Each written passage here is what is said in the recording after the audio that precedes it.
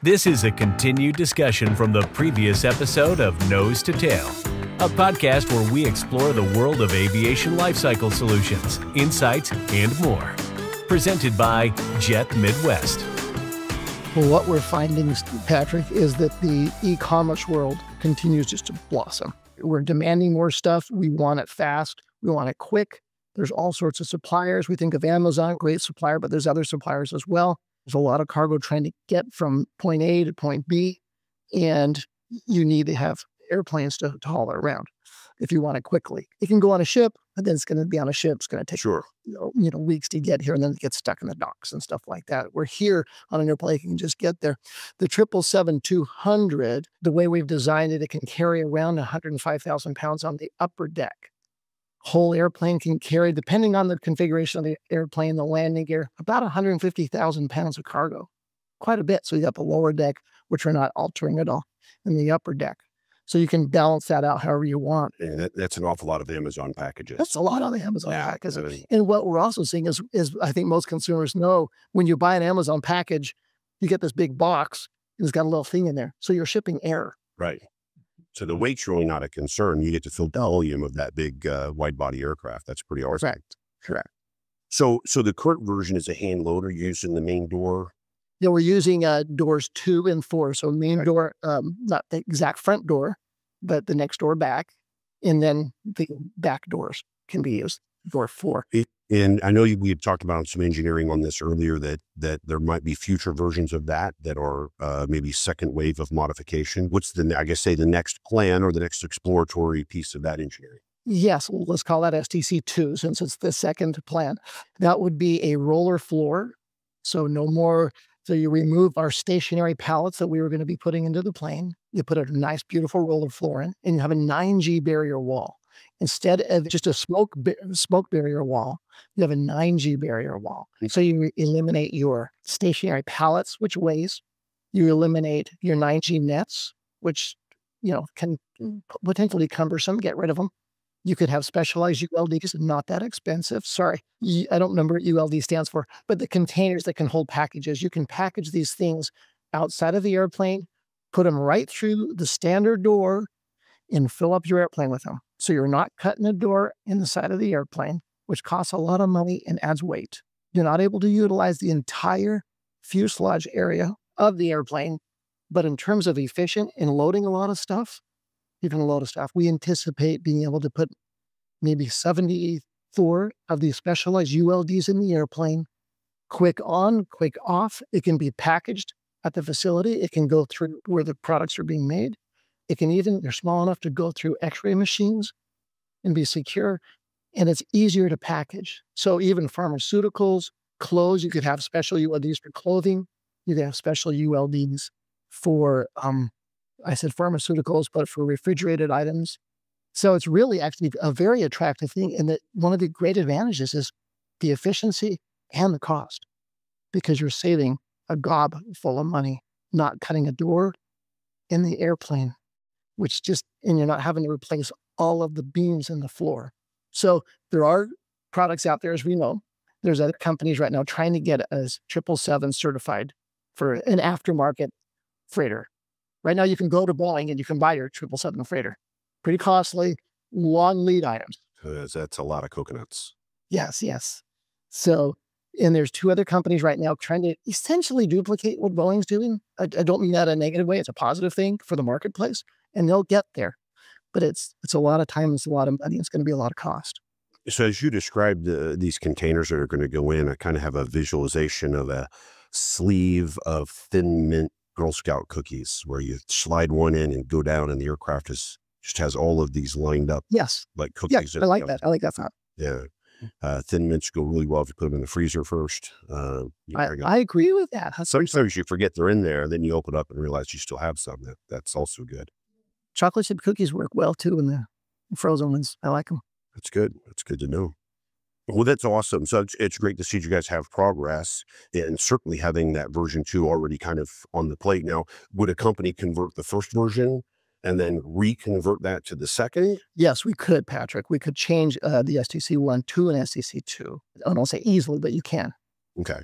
So, and then what's the, certainly by not cutting a door in, I assume that the STC, the estimated time to do a modification maybe shrinks dramatically. I mean, I can't imagine the time it takes to do all those beam replacements and install the door.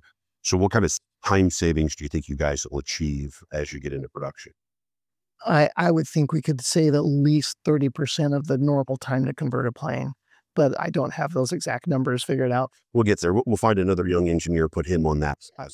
Which to get its dialogue between us. I always like to ask people kind of if there's anything else they want to talk about. I certainly am going to ask you about your favorite airplane in a minute. But is there anything else you kind of want to talk about, maybe enlighten folks on, or experiences you have that might, people in the aviation marketplace might want to hear about? Boy, nothing really comes to mind right now. We've been talking about some of the passions I have on the engines and even the wings of airplanes. My family history, my stepdad, he designed the structural of the T-38, and he also designed the nose piece of the Boeing SST that never obviously launched. Yeah, he designed. There's a picture of him with one of the Boeing executives in front of this big mock-up of the SST. And that's kind of a fun thing. I mean, the aviation history, if we study it, is just fascinating because it's come so far, so fast. Interesting you brought the SST up. So we're currently in the Kansas City International Airport at the overhaul base that was originally designed by Howard Hughes. In the 1950s, he started building this complex to be his all-encompassing aviation home. And it was built 20 years before the airport was actually built here. So it's a pretty amazing story. And Howard Hughes obviously is a very eclectic guy and had a great vision. Well, he designed the hangars next to us. So we have the narrow body hangars, which really, although we put wide bodies in and put the tail goes out through a door, he actually designed the hangars next to us called the super hangars. Were installed in the mid 60s, I think 1964-ish, somewhere in that range. And they were literally designed for the SST. Well, I encourage you, next time you fly into Kansas City, if you look over at the hangar facility, you kind of see this crazy, like 1970s moon roof over the hangar. Kind of a big arch. Yeah, it is. It's definitely not a big boxy design that would be most efficient. He created this unique design because of the space age concept that he thought he was going to be putting into those hangars. Then obviously the SST project never actually launched into service, which was pretty awesome, right? That was going to be the competitive aircraft to the Concorde. Sadly enough, didn't make it. So that's what was over there.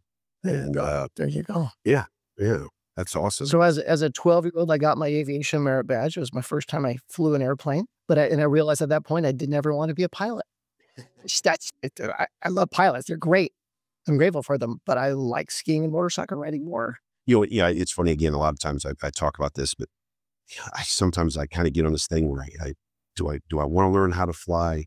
I kind of don't want to be responsible when I get on an airplane. It's a time for me to relax. If I'm going, on a business trip for business development or something, I don't mind being at the airport. I don't mind. I find ways to turn that into me time.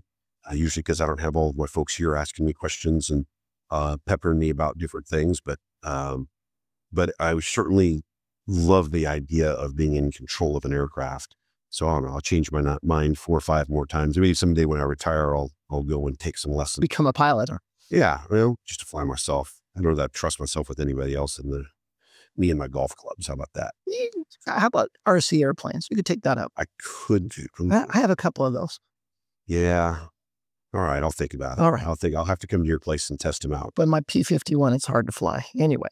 Well, there you go. So there's a city park not too far from my house, maybe a couple of miles, and they have their own RC aircraft runway and take off and towers and stuff. It's pretty cool. I don't often see too many guys over there doing it, but every once in a while you'll hear them buzzing around the park when we're fishing. But nice. Yeah. Again, I ask everybody this, and I kind of put them on the spot. And there's no wrong answer, but everybody, it's good to hear what everybody's best aircraft or favorite aircraft is, and why that aircraft really maybe fits your personality or excites you in a certain way. Well, I'm going to say 2 airplanes if I can. That's fair. All right. The P-51, I just said it, one of them. I had it. One of my engineering professors flew the P-51 in World War II, and he told us stories.